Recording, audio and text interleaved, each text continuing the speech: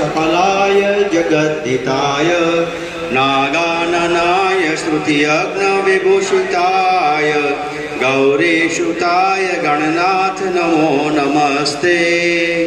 बोलो गणपति गजानन महाराजनी जय।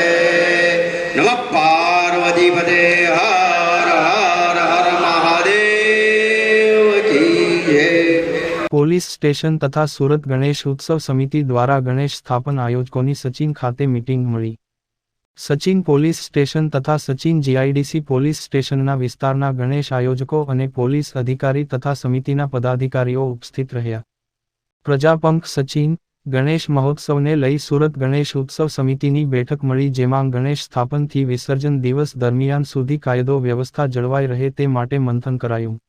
આ ઉપરાંત ગણેશ પંડાલોમાં રાત્રિના સમયે વ્યક્તિઓ રહે તથા પંડાલ પાસે અને વિસર્જનના દિવસ સુધી ટ્રાફિક સહિતની વ્યવસ્થા જાળવવા અંગે ઈ ઝોન એસીપી એનપી ગોહિલ સાહેબ તેમજ પીઆઈ પીએન વાઘેલા અને જેઆર ચૌધરી સાથે સુરત ગણેશ ઉત્સવ સમિતિના ઉપપ્રમુખ મેહુલ પટેલ દ્વારા અનેક સૂચનો કરાયા। આચાર સંહિતાવાળા જાહેરનામા પ્રમાણે માટીની મૂર્તિ સ્થાપિત કરીને સ્થળ પર વિસર્જન કરવાની અપીલ થઈ।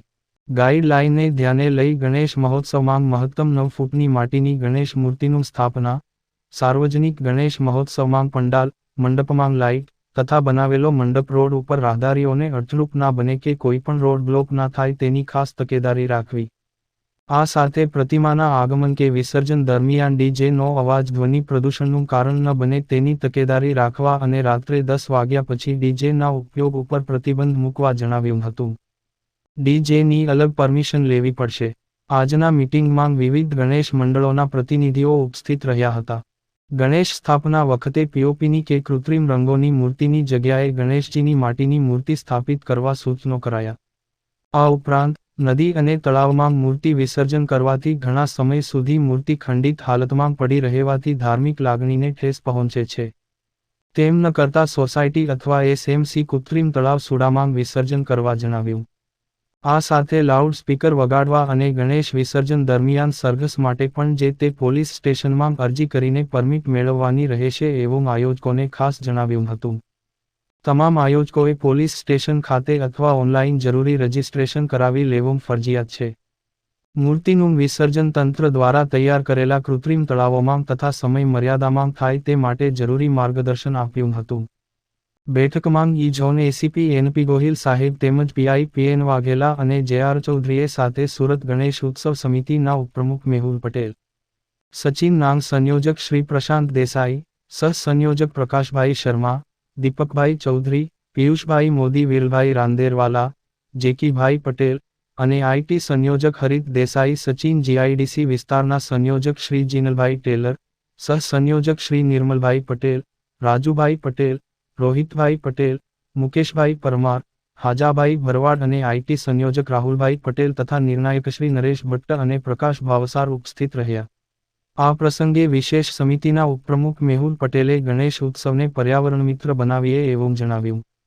તેમણે કહ્યું કે પર્યાવરણની જાળવણી માટે ગણેશ ઉત્સવ દરમિયાન દરેક શેરી, મોહલ્લા કે સોસાયટીમાં આયોજન કરતી દરેક ગણેશ મંડળો, ગણેશ આયોજકોને ગણેશ ઉત્સવ સમિતિ સુરત શહેર દ્વારા એક નમ્ર વિનંતી છે કે તેઓ પોતપોતાની સોસાયટીમાં ગણેશજીના સાઇઝથી થોડો ઊંડો અને લાંબો શ્રીજી જલકુંડ બનાવી આ જલકુંડમાં પાંચામૃત અને ગંગાજળ અર્પણ કરીને ગણેશજીની મૂર્તિ માટી દ્વારા બનાવવામાં આવેલ શ્રીજી મૂર્તિને ધરતી માતાને તેમની માટી આભાર માનતા ત્યાં જલકુંડમાં જ વિસર્જન કરીએ તો આપણા સુરતમાં પર્યાવરણનું નાનું પણ સારું એવું કામ થશે। ખાસ ધ્વનિ પ્રદૂષણ ઓછું થશે, ડીઝલ પેટ્રોલ અને સમયની બચત થશે અને સાથે સાથે આવી રીતે વિસર્જન કરવા પર પવિત્ર ગણાતી માટી ધરતી માતાને પરત આપવામાં આવશે અને પર્યાવરણને એક પૈસાનું પણ નુકસાન થશે નહીં। સાથે જ આ વિસર્જનના સ્થાન પર સાદુ અથવા ફળનું વૃક્ષ ઉગાડવામાં આવે જેથી પર્યાવરણને વધુ સમર્થન મળે। આ ઉપાયથી આપણે આપણા પર્યાવરણને સુરક્ષિત અને સ્વચ્છ રાખી શકીએ છીએ। તો ચાલો આ ગણેશ ઉત્સવને પર્યાવરણ મિત્ર બનાવીએ અને આપણા ભવિષ્ય માટે એક સકારાત્મક વિચાર રાખીએ। હાલમાં ઓનલાઈન પરમિટની કાર્યવાહી પણ ચાલુ થઈ ગઈ છે, તો વહેલામાં વહેલી તકે આયોજક મંડળોએ ઓનલાઈન પરમિટ ફોર્મ ભરી દેવા વિનંતી એવું આહવાન કરવામાં આવે છે।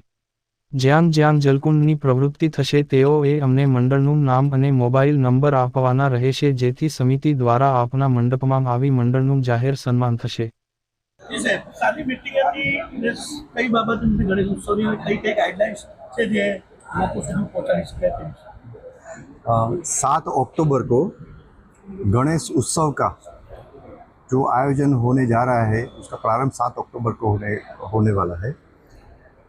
तो हमारे सूरत शहर के पुलिस कमिश्नर श्री अनुपम गहलोत साहब ने ये गणेश उत्सव हर्षोल्लास से सब आयोजन कर सके, लॉ एंड ऑर्डर का भी कोई इश्यू नहीं हो और अच्छी तरह से लोग इन्वॉल्व भी हो सके और सेलिब्रेट कर सके, इसके हिसाब से गणेश उत्सव समिति के जो मेंबर है और गणेश मंडल के जो आयोजक है उनके साथ और लोकल सिटीजन उनके साथ अलग अलग स्टेज यानी police station level, division level, zone level, अलग अलग स्टेज से अलग अलग मीटिंग लेने के लिए एक सूचना दी थी।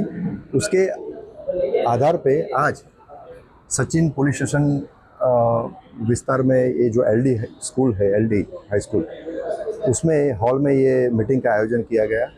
उसमें आई डिवीज़न विस्तार में आने वाले सचिन जीआईडीसी और बेस्तान पुलिस स्टेशन विस्तार में जहाँ भी श्री जी यानी कि गणेश जी की मूर्ति स्थापित होने वाली है और उसके रिलेटेड जो भी कार्यक्रम होने वाले हैं उसमें जो डायरेक्टली और इनडायरेक्टली जो कनेक्टेड है वो मेंबर, वो सिटीजन यहाँ पे आए।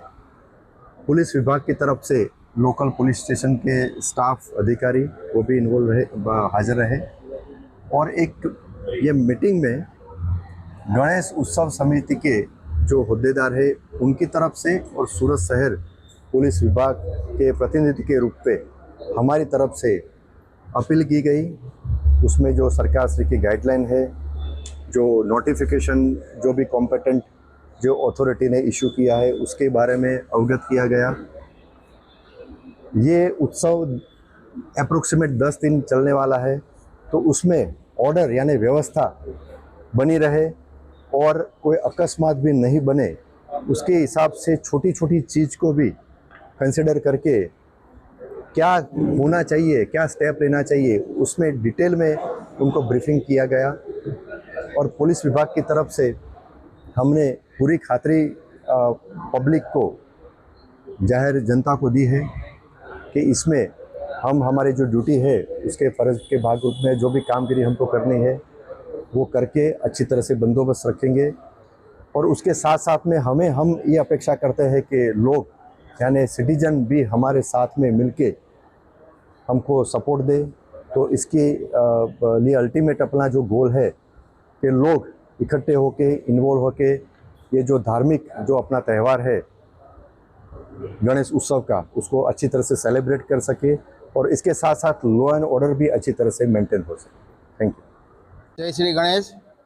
અને મિત્રો ખાસ કરીને દરેક ગણેશ મંડળોને એ જ મારી વિનંતી છે કે આપણે ત્યાં સોસાયટીમાં ગણપતિ દાદાનું એક નાનો સડકો માટે નાનો કુંડ બનાવી ગણપતિ દાદાનું ત્યાં દૂધ અને પાણીથી બ્રાહ્મણોને બોલાવી ગણપતિ દાદા ઉપર અભિષેક થાય।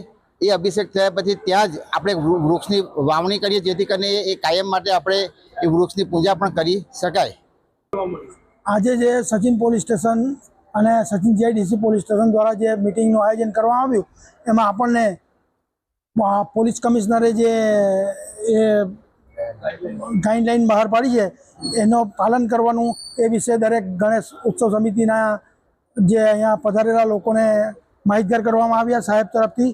અને આપણે જે ગણેશ ઉત્સવ દર વખતે મનાવીએ છીએ એમાં ઘણા લોકો પરમિટ લેતા નથી ખાસ કરીને, પણ આ વખતે ગણેશ ઉત્સવ સમિતિ ખૂબ જ જાગૃત થઈ છે અને દરેક મિત્રોએ આ પરમિટ લેવી જરૂરી છે અને પરમિટ લેશો તો તમને ખૂબ જ સરળતા રહેશે પરમિટ લેવામાં।